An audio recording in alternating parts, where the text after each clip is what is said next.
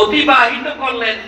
সালাক কথা বলতো কোরআন হাদিস দলিল দিয়া তুমি তোমার ঘাটটা মোড়াইয়া রাখতে, তুমি কোরআন হাদিস থেকে তুমি এড়াইয়া চলতে। হুজুরকে দেখলে তোমার চোখের কাটা হয়ে যেত।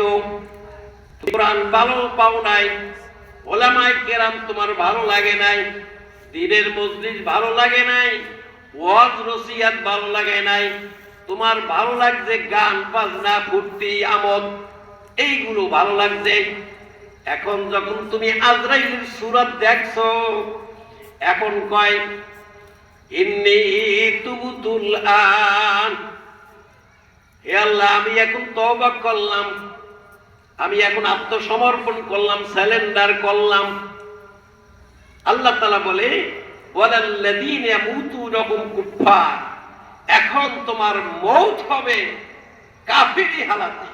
কারণ তুমি জীবনভর কোরআনের বিধানের বিরুদ্ধে করছো, কোরআনের আইনের বিরুদ্ধে করছো, হুজুরের বিরুদ্ধে করছো, দ্বীন ইসলামের বিরুদ্ধে করছো, মসজিদ মাদ্রাসার বিরুদ্ধে করছো, নামাজের বিরুদ্ধে করছো।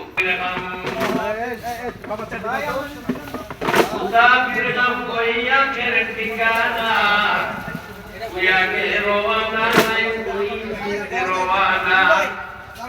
মুসাফির কই নানাজি চলনা এসে থাকার পর আবার চলে যায়, আবার একদম থাকে, আবার কিছু সময় ছাইকা চলে যায়, এদেরকে মুসাফির বলে।